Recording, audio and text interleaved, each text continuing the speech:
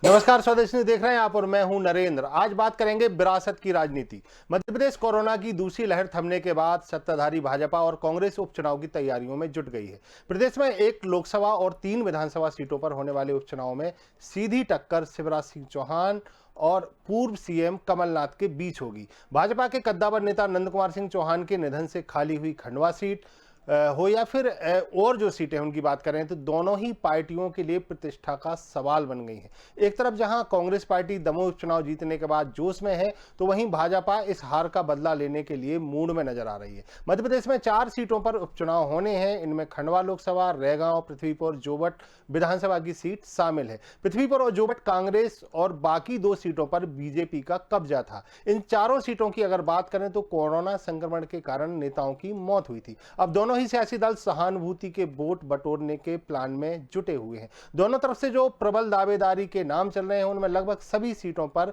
दिवंगत नेताओं के परिजनों के नाम सबसे आगे हैं। इससे साफ है कि उपचुनाव में बीजेपी और कांग्रेस दोनों ही सहानुभूति के जरिए चुनाव जीतने की कोशिश में है। अब सवाल यह है कि क्या राजनीति में सहानुभूति से नैया पार लगेगी? पार्टियों की उपचुनाव में आखिर वो क्या मुद्दे होंगे जिन पर दोनों दल वोट मांगेंगे? इसी मसले पर हम बात करेंगे, लेकिन सबसे पहले हम आपको सुनवा देते हैं कि इन दोनों पार्टियों में, चाहे भारतीय जनता पार्टी हो या कांग्रेस पार्टी हो, उन दोनों के नेताओं का क्या कहना है। जवाहरलाल नेहरू जी से लेकर के राहुल गांधी तक परिवारवाद नहीं है तो क्या है? श्रीमती इंदिरा गांधी बल्दियत जवाहरलाल नेहरू, राजीव गांधी वो तो अपने पिताजी का नाम नहीं लेते पर माताजी श्रीमती इंदिरा गांधी, राहुल गांधी बल्दियत राजीव गांधी। ये सब क्या है? मध्य प्रदेश में देख लीजिए, आज जयवर्धन सिंह कौन है? दिग्विजय सिंह जी के सुपुत्र हैं, इसलिए तो कैबिनेट में जगह मिल गई। कमलनाथ जी के बेटे सांसद बन गए, जबकि मध्य प्रदेश में कांग्रेस के सारे लोग लोकसभा चुनाव हारे। इसलिए कांग्रेस हमको आईना दिखाने की जरूरत नहीं है। कांग्रेस खुद अपनी गिरेबान में झांके। कांग्रेस विशुद्ध परिवारवादी पार्टी है, प्राइवेट लिमिटेड पार्टी है और एक परिवार के द्वारा संचालित और जागीरदारों की पार्टी। कांग्रेस पार्टी में सभी उपचुनाव वाले क्षेत्रों पर मेरिट के आधार पर टिकट दिया जा रहा है। सर्वे में जो नाम जीतने वाले हैं वही उम्मीदवार बनेंगे। परिवार के सदस्य भी हो सकते हैं और अन्य लोग भी हो सकते हैं, लेकिन भारतीय जनता पार्टी में चाहे रेगांव हो, खंडवा हो, केवल परिवारवाद के आधार पर टिकट दिए जा रहे हैं। कार्यकर्ताओं की उपेक्षा की जा रही है। जो दरी पट्टियां उठा रहे हैं कार्यकर्ता, उनसे कहा जा रहा है कि जो नेता पुत्र हैं उनके लिए प्रचार प्रसार करें। कार्यकर्ताओं का भारतीय जनता पार्टी में दौर समाप्त। एक तरफ विरासत की राजनीति की बात करें तो दोनों पार्टियां एक दूसरे पर आरोप लगा रही हैं कि जो कि सहानुभूति के सहारे अब नैया पार करने की कोशिश की जा रही है। लेकिन अगर उपचुनाव की बात करें या फिर आम चुनाव की बात करें, लगातार सहानुभूति का सहारा दोनों पार्टियां लेती रही हैं। इसी मुद्दे पर आज हम बात करेंगे और हमारे साथ अभिनव बरौलिया, प्रदेश उपाध्यक्ष सोशल मीडिया विभाग के हमारे साथ मौजूद हैं। साथ में हमारे पास वरिष्ठ पत्रकार कल्पना शर्मा जी हमारे साथ जुड़ी हैं और बीजेपी विधायक आशीष शर्मा, जो खातीस गांव के विधायक, वो भी हमारे साथ जुड़े हैं। तीनों मेहमानों का बहुत बहुत स्वागत है स्वदेश न्यूज में। सबसे पहले आशीष शर्मा जी, लगातार दोनों पार्टियां एक दूसरे पर आरोप लगाती हैं कि सहानुभूति की अगर राजनीति होती है या विरासत की राजनीति होती है, लगातार दोनों पार्टियां एक दूसरे पर तंज कसती हैं, या फिर अगर बात करें तो गांधी नेहरू परिवार की बात होने लगती है। लेकिन अगर कहा जाए कि इस उपचुनाव की अगर बात करें तो आपके जैसे कि नंद कुमार सिंह चौहान की बात करें, उनके बेटे हर्षवर्धन चौहान को वोट, चूंकि इस बार टिकट देने की बात चल रही है, या फिर जुगल किशोर बागरी की बात करें, उनके पुत्र को टिकट देने की बात जो है अभी चल रही है, या जो अखबारों की या खबरें बन रही हैं जो इस तरीके से सामने आ रही हैं, क्या कहेंगे आप? क्या विरासत की राजनीति भारतीय जनता पार्टी नहीं करती है? देखिए, सबसे पहली बात तो यह है, लोकतंत्र में हर राजनीतिक दल के लिए चुनाव जीतना परम आवश्यक होता है। 5 साल में एक बार चुनाव होते हैं। एक नेता लाखों लोगों का के बीच काम करता है, तब जाके उसे सांसद या विधायक बनने का मौका मिलता है। उसके काम निश्चित ही जनता पर सकारात्मक छवि छोड़ते हैं। असमय अगर उसका निधन हो जाता है तो कहीं ना कहीं जनता के मन में टीस रहती है कि जिस नेता के साथ हमने 20 साल 25 साल तक काम किया, जिसने इतना विकास कार्य कराया, वो असमय हमें बीच कर चला गया, छोड़कर चला गया। और जनता जो होती है वो नेता से उसी तरह प्यार करती है जैसे अपने परिवार के सदस्य होता है। इसलिए जन भावनाओं के अनुरूप टिकट का वितरण करना हर राजनीतिक दल करता है। लेकिन जहां तक बात कांग्रेस की है तो कांग्रेस में तो भरपूर परिवारवाद है ही। इसके लिए मुझे कोई उदाहरण देने की आवश्यकता नहीं है। एक ही परिवार बरसों तक उस कांग्रेस पार्टी का संचालन कर रहा है उसके बिना वहां पर कोई निर्णय तय नहीं होते। कोई एक आदमी छाती ठोक के नहीं कह सकता कि कांग्रेस में मैं जो कहूंगा वो हो जाएगा। जो गांधी परिवार चाहता है वही होता है। और इसका उदाहरण पंजाब में भी हाल हमने देखा। उनको जिसको मुख्यमंत्री बनाना था उसको मुख्यमंत्री बना दिया, जिसको हटाना था उसको हटा दिया। और इसलिए मैं कह सकता हूँ कि कांग्रेस पार्टी परिवारवाद की पोषक है। जहां तक बात है भारतीय जनता पार्टी की, तो हमारे यहाँ तो आम से आम कार्यकर्ता नीचे सब संगठन से चलकर और बड़े पदों तक पहुंचता है। और इसलिए आम कार्यकर्ता भारतीय जनता पार्टी में ज्यादा अपने भविष्य को सुरक्षित मानता है। हमारे यहाँ पर कार्यकर्ता को कोई जिम्मेदारी देते समय उसका किसी परिवार से संबंधित होना नहीं देखा जाता है। ये देखा जाता है कि वो कितना अच्छा और सच्चा और मजबूत कार्यकर्ता है। चलिए ठीक है आशीष जी। कल्पना जी, जैसे कि लगातार अगर हम बात करें तो पिछली बार जब कांग्रेस की सरकार गिरी थी उस समय ये भारतीय जनता पार्टी के जो नेताओं हैं क्या उनकी भी टीस रही होगी?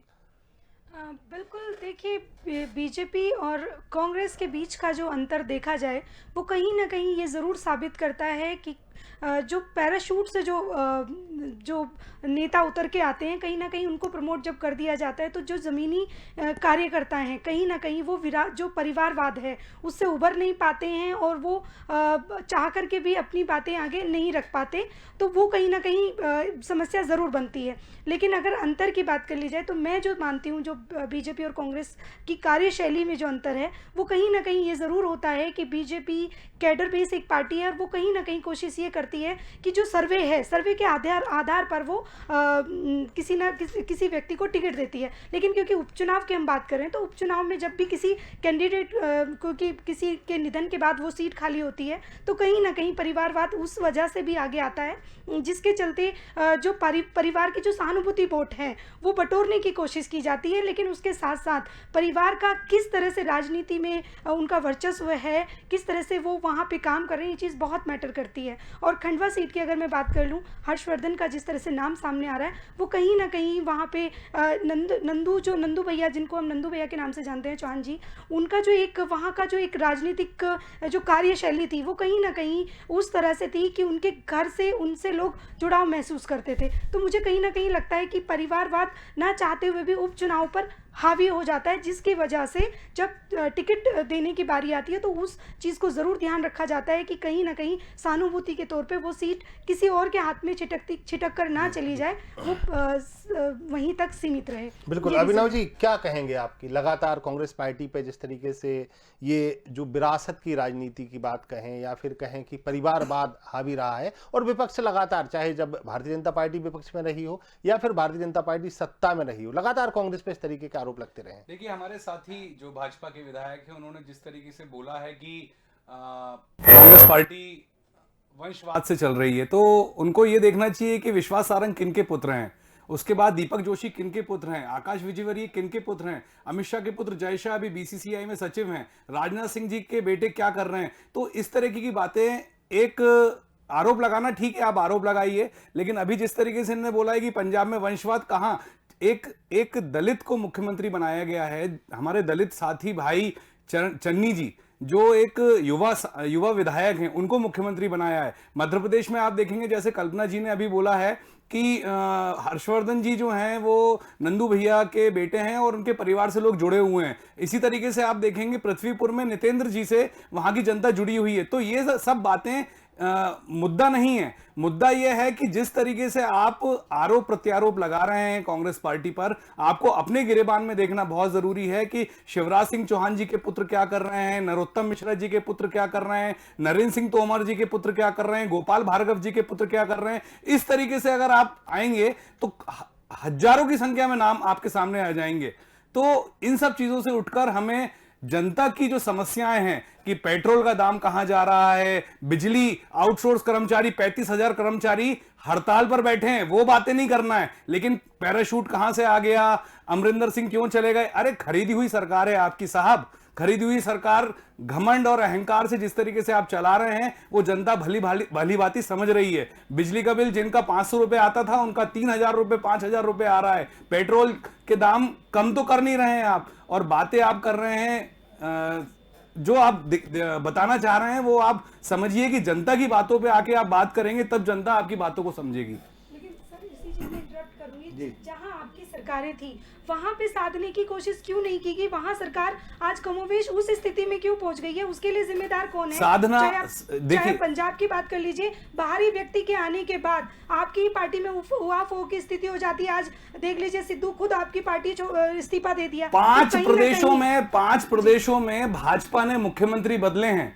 पूरा का पूरा मंत्रिमंडल ही बदल दिया गुजरात में। तो खतरा कहां पर है ये भारतीय जनता पार्टी खुद समझ रही है। भारतीय जनता पार्टी कुछ दिनों की सरकार बची है, आने वाले 2-3 साल, उसके बाद जनता इनको कहां रखेगी ये पूरा इंडिया जानता है। किस तरीके का माहौल अभी देश के अंदर है, कैसे लोग कांग्रेस पार्टी से जुड़ रहे हैं, घबराई और बौखलाई हुई है भारतीय जनता पार्टी कि हम अपनी पार्टी को संभालें कैसे। उन्होंने अपने पूरे आशीष शर्मा जी, जैसे आपने कहा कि आपके यहाँ एक कार्यकर्ता की बड़ी पूछ परख होती है, कार्यकर्ता को उठा के मुख्यमंत्री भी बना देते हैं, मंत्री भी बना देते हैं, लेकिन चूंकि उपचुनाव की बात करें, दमोह में क्या हुआ वो आपको सब कुछ पता है। लेकिन अगर ये बात करें उपचुनाव की, तो उपचुनाव में जीतने के लिए या सहानुभूति के लिए वो मुद्दे कहां जाते हैं? वो विकास के मुद्दे कहां जाते हैं? वो लोगों से जुड़ी हुई समस्याएं कहां जाती हैं? हम वहां पर वोट मांगने पहुंच जाते हैं सहानुभूति के सहारे। तो क्या आपको नहीं लगता कि कहीं ना कहीं जनता के साथ ये छलावा होता है कि जीतने के लिए हम किसी भी हद तक जाएं?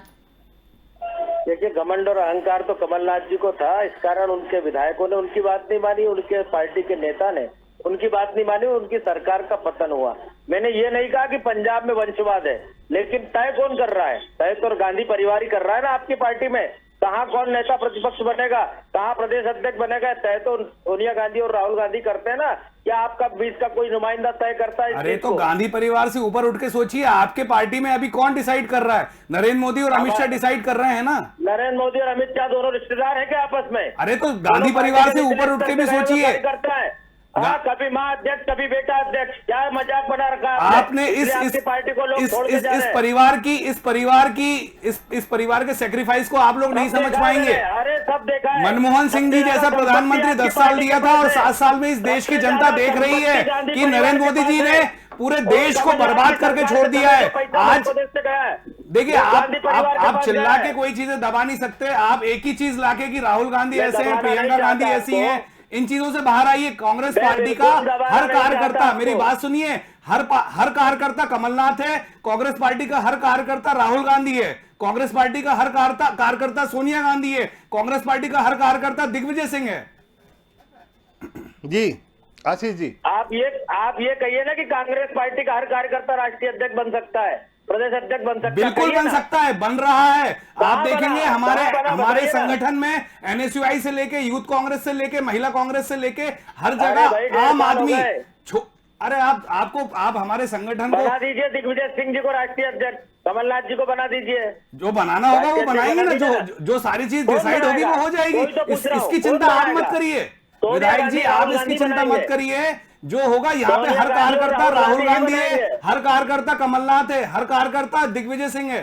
तो यहाँ हमारी पार्टी की चिंता मत करिए, आप अपनी पार्टी की चिंता करिए, जहां पे आपके अंदर खाने कितने गुटों में बढ़ चुकी है आपकी भारतीय जनता पार्टी, उसको संभालिए आप। आपके यहाँ हर कार्यकर्ता राहुल गांधी, इसलिए पार्टी का बंटाढार हो रहा है। थोड़ा राहुल से अलग हो जाएंगे तो वो तो वक्त बताएगा। कल पूरे देश ने भी देखा है किस तरीके से लोग जुड़ रहे हैं कांग्रेस पार्टी से, और किस तरीके से आपकी पार्टी में जिस तरीके से आपने देखा होगा। पार्टी से जोड़िए, जो जेएनयू में भारत तेरे टुकड़े होंगे 1000 के नारे लगाए, ऐसे लोगों को अपनी पार्टी से जोड़िए। इसी से आप सिर्फ नफरत फैला सकते हैं, टुकड़े होंगे, नफरत की राजनीति आप लोग सोशल मीडिया पे भी फैला कर सरकार बनाई है। आप लोगों ने 2013 में हिंदू मुस्लिम करके सरकार बनाई है, आपने कोई भी विकास के काम नहीं किए, आपने सिर्फ देश को बेचा है। आज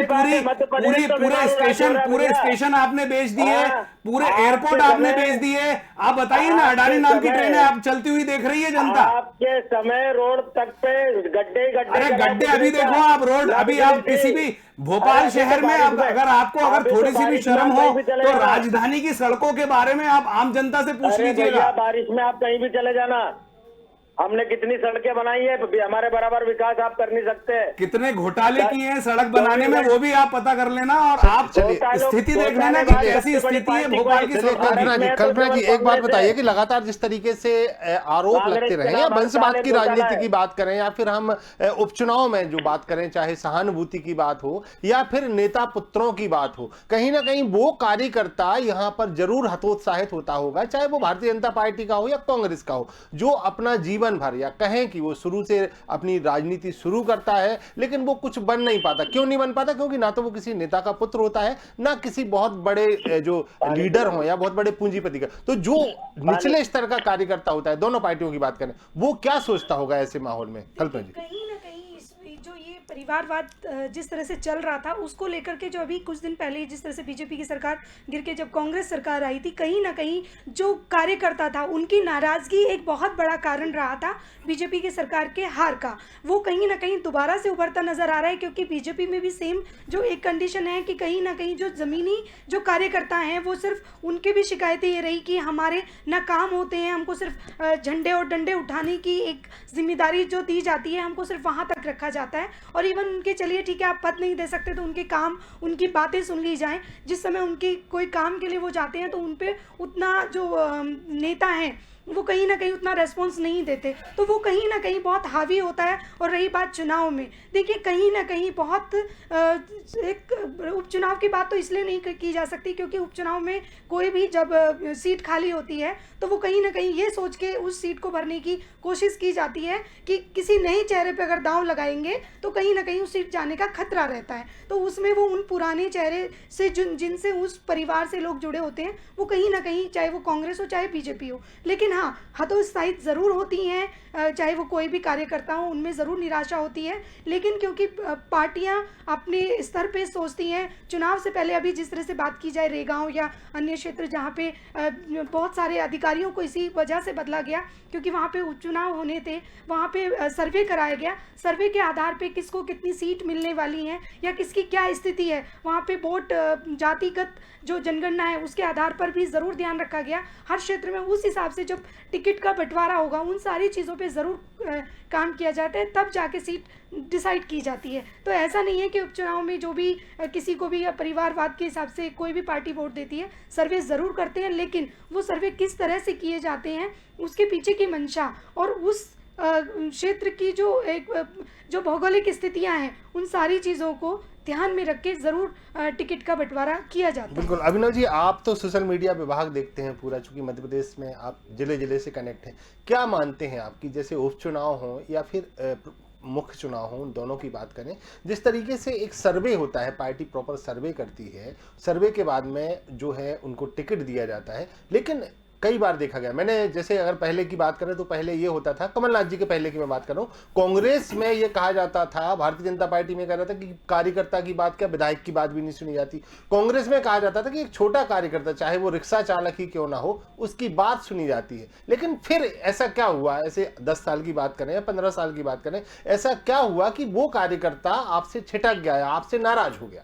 आप नरेंद्र जी, शायद आपको पता नहीं होगा, इनके सोशल मीडिया विभाग के जो संयोजक थे शिवराज डावी जी, उनने इस्तीफा दे दिया है। कारण क्या है? क्योंकि इनके ट्विटर अकाउंट और सोशल फेसबुक अकाउंट पे लोग ही नहीं बचे हैं, और जिस तरीके से लाखों करोड़ों की संख्या में युवाओं ने सोशल मीडिया से जुड़ाव हुआ है कांग्रेस के, और कांग्रेस की रीति नीतियों में विश्वास रख रहे हैं, उससे घबराई हुई है बीजेपी। सबसे पहला पॉइंट। उसके बाद कांग्रेस सिर्फ मुद्दों पर चुनाव लड़ती है, ये सब बातें नहीं होती कि हिंदू मुस्लिम कर लें हम या कुछ और बात कर लें। अभी गड्ढों की बात ये करेंगे नहीं, पेट्रोल डीजल की बात ये करेंगे नहीं, आटे दाल की बात ये करेंगे नहीं, लेकिन कांग्रेस सिर्फ मुद्दों पर बात करती है। और जुड़ाव लगातार बढ़ता जा रहा है कांग्रेस पार्टी से, क्योंकि 7 साल में नरेंद्र मोदी जी की सरकार हो, चाहे 15 साल में शिवराज सिंह जी की सरकार हो, या चाहे ये अभी 1 साल से सरकार जिस तरीके से चला रहे हैं, और एक खरीदी हुई सरकार चला रहे हैं, और वो भी शायद इनके बस की नहीं है। इसलिए भटकी हुई राजनीति और भटका हुआ संगठन लेकर भाजपा आगे चल रही है। बिल्कुल। आशीष जी, क्या कहेंगे आप? कार्यकर्ता की बात हो रही है, उपचुनाव की बात हो रही है, और उसके बाद अगर कहें कि जो और चीजें, जैसे हम कहें कि कार्यकर्ताओं की नाराजगी, या फिर जब आपका मंत्रिमंडल विस्तार हुआ था दोबारा से, ये कहें जब आपने सरकार बनाई थी, उस समय भी कई लोगों में नाराजगी रही, लेकिन हालांकि चूंकि आपकी पार्टी में अनुशासनहीनता लोग नहीं करते, हालांकि कांग्रेस में तो इतने में डंडे लाठी सब चलने शुरू हो जाते हैं, अभिव्यक्ति की आजादी मुझे लगता है ज्यादा वहां पर है। क्या कहेंगे आप? आज भी इनके नेता कमलनाथ जी से ज्यादा ट्विटर पे फॉलोअर माननीय मुख्यमंत्री जी के हैं। सोशल मीडिया का सबसे ज्यादा प्रयोग माननीय मुख्यमंत्री जी और भारतीय जनता पार्टी के नेता कर रहे हैं। उससे ज्यादा फॉलोअर्स माननीय मुख्यमंत्री जी के। जहां तक बात है, चुनाव निश्चित ही विकास के मुद्दों पर होता है। हम विकास पे चर्चा करने के लिए तैयार है। विकास के मामले में कहीं भी कांग्रेस से हमारा कोई जोड़ नहीं है। हमने मध्य प्रदेश को एक बीमारू राज्य से उन्नत राज्य बनाया है। पिछले 2 वर्षों में विकास की गति कोरोना के कारण अवरुद्ध हुई है, लेकिन विकास का पर्याय भारतीय जनता पार्टी। आज आप देख लो, कितने बड़े बड़े हमारे जो सोशल मीडिया के कांग्रेस के प्रभारी हैं, ये भारत भर में घूमते ही होंगे। विधायक जी, अच्छी सड़कें थी क्या? विधायक जी, अच्छी सड़कें थी क्या भारत में? विधायक जी, ट्रेनें बिक गई हैं। भारत की ट्रेनें बिक गई हैं, स्टेशन बिक गए हैं, एयरपोर्ट बिक गया है। इसका नाम भी तो बताओ। एयरपोर्ट बिक गया, ये विकास है आपका, ये विकास है। कांग्रेस खरीदा, बताओ ना। भारत की जनता के पैसों से बनाया हुआ देश आप लोग बेचते चले जा रहे हो, और इसको आप विकास कह रहे हो। आपके समय राज्य परिवहन निगम बंद हो गया। अरे भारत की देश की जनता जो एक कर्मचारी कमाता है, वो टैक्स देता है, उसके पैसों से बनाया हुआ देश, बड़ी बड़ी बिल्डिंग है। अरे सुनिए तो, बड़ी बड़ी बिल्डिंग है, बड़े बड़े एयरपोर्ट, सब कुछ बेच दिया, और आप कह रहे हो कि अरे हमने विकास कर रहे हैं हम। मतलब आपको सोच के अंदर से फीलिंग नहीं आ रही है। तंग हाल एयर इंडिया, तब आपने टेलीकॉम डिपार्टमेंट सब खा के चले गए कांग्रेस के। अरे नौकरियों से आप निकाल रहे हो लोगों को, बेरोजगारी चरम पर है। 4 से 5 करोड़ लोगों ने रोजगार छूट गया है। लोग आप कहां, किस दुनिया में जी रहे हो? कहां के विकास की बात कर रहे हो? 7 साल में आपने सब कुछ मिटा डाला है। 2013 से 2021 चल रहा है साहब। तभी तो देश की जनता हमें चाह रही है। देश की जनता कहीं नहीं चाह रही। वो क्या छोड़ो, आपका हिंदू मुस्लिम, अरे आपका हिंदू मुस्लिम भी अब नहीं चलने वाला है। जनता सब समझ गई है। क्या हालत हुई उत्तर प्रदेश में, क्या हालत हुई बिहार में, वो बंगाल में सबने दिखा दिया। कौन जिता रहा है आपको? कांग्रेस को वो बंगाल में सबने दिखा दिया। जिता रहा है मध्य प्रदेश, राजस्थान, छत्तीसगढ़ में जिस तरीके से सरकार बनी, तमिलनाडु में दिखा दिया आपको सब जगह मुंह की खानी पड़ी है। ऐसा नहीं है कि आप पूरे देश में आप लोग नहीं हो। आप ना महाराष्ट्र में हो, ना आप राजस्थान में हो, आप कहीं नहीं हो। ये घमंड और अहंकार ज्यादा दिन चलने वाला नहीं है आपका। हालत हो गई आपकी, अपनी हालत पे शर्म करो। आपकी पार्टी की हालत हो गई। ये अहंकार और घमंड से सरकार नहीं चलती है। घमंड नहीं है, बहुत विनम्र सरकार विजन से चलती है, विजन से। कोई विजन नहीं है आपका। विनम्र कोई नहीं है। शिवराज जी और माननीय मोदी जी से बड़ा विनम्र कौन होगा? शिवराज जी और मोदी जी से ये विजन नहीं है सर, बेचना। विजन लोगों का भविष्य अच्छा बनाना होता है। आज छात्र सड़कों पर परेशान है। का नाम तो बता दो। विधायक जी एक मिनट मेरी बात सुनिए। आप छात्र, आज आप देख रहे हो आप किस तरीके से रोजगार के लिए तरस रहे हैं। आप इस पे कुछ बोलोगे?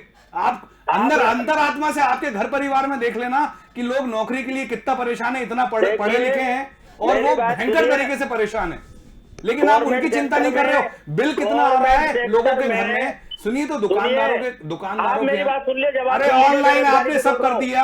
आप सुनिए तो मेरी बात। रोजगारी पे बोल रहा हूँ, सुन लीजिए। जी बोलिए। सेक्टर में नौकरियां कम करने की जिम्मेदार कांग्रेस है। दिग्विजय सिंह ने लाखों वेतन भोगियों को, अरे हम जिम्मेदार हैं तो आप नौकरी दे देते। उनको वापस उमा भारती की सरकार ने बिठाया।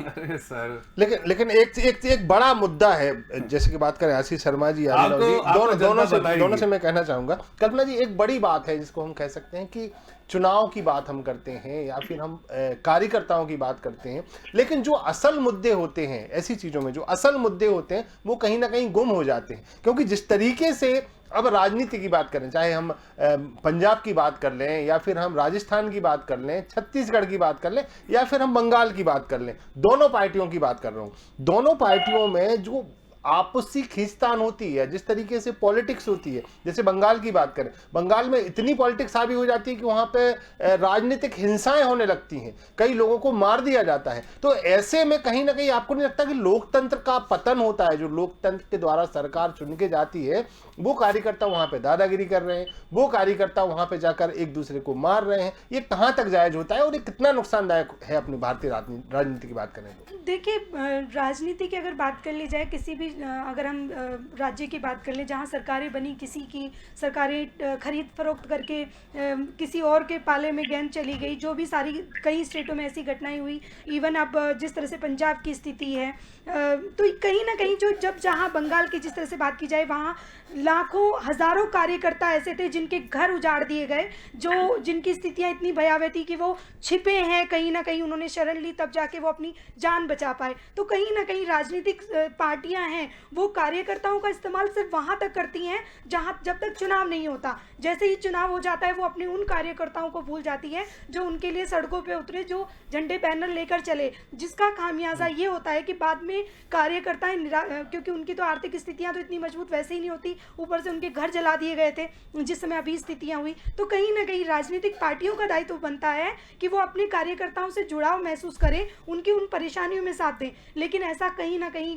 कहीं भी किसी भी पार्टियों की बात कर ली जाए, मुझे ऐसा देखने को नहीं मिलता अभिनव है। जी, बहुत जल्दी आपसे एक सवाल लेकिन करूंगा, सर इसमें एक चीज जी, प्लीज इसमें जरूर, जो क्योंकि हमारा उपचुनाव पे विषय पे बात चल रही थी, जी। लेकिन हम मध्य प्रदेश पे अगर लौट के आए, शिवराज सिंह चौहान जी, अगर प्रदेश में सच में विकास की बात हो रही थी तो शिवराज सिंह चौहान को अपने ही अधिकारियों को ये नहीं कहना पड़ता कि मुझे कमरे में बैठ के आप जो रंगीन तस्वीर दिखाई जा रही है वैसी कुछ नहीं है, और राजधानी परियोजना बंद नहीं करनी पड़ती। अगर आप सीएम हाउस के बाहर निकल जाइए, वहां पे इतने गहरे गड्ढे हैं कि वो भी उनके कहने से नहीं भरे गए। तो ऐसी स्थिति में कहीं ना कहीं सरकारों का दायित्व बनता है कि जो उपचुनाव की अगर बात कर रहे हैं तो वो जमीनी स्तर पे वो काम दिखाई देने चाहिए। अभिनव जी, बहुत जल्दी आपसे एक जवाब चाहूंगा, चूंकि समय कम है, फिर उसके बाद मैं आशीष शर्मा जी के पास आऊंगा। अभिनव जी, जिस तरीके से कांग्रेस में कुर्सी की खींचतान मची हुई है, वो कितना नुकसानदायक पार्टी के लिए हो सकती है? कहाँ मची है?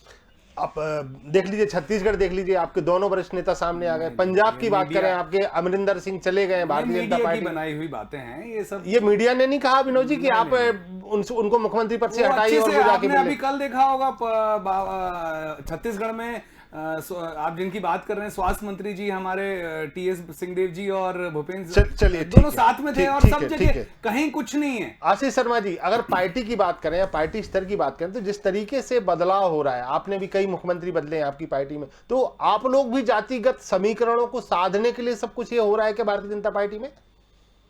देखिए, राजनीति समय काल परिस्थिति के हिसाब से बनती और बदलती रहती है, लेकिन मूल सिद्धांतों से कभी राजनीतिक संगठनों को दूर नहीं होना चाहिए। भारतीय जनता पार्टी अपने वैचारिक अधिष्ठान पर पूरा भरोसा करके और उसी के प्रति संकल्पित होकर काम करती है। चलिए बदलना नहीं बदलना, चलिए, समय की कमी है। तीनों मेहमानों का बहुत बहुत शुक्रिया। लेकिन जिस तरीके से अगर बात करें, उपचुनाव की बात करें या प्रमुख चुनाव की बात करें, सहानुभूति एक बड़ा एक मुद्दा होता है, और सहानुभूति के जरिए ही अब राजनेता या राजनीतिक पार्टियां अपनी सीट बचाने की कवायद शुरू करती हैं। विरासत की राजनीति फिलहाल इस प्रोग्राम में इतना ही। बने रहिए हमारे साथ, देखते रहिए स्वदेश न्यूज।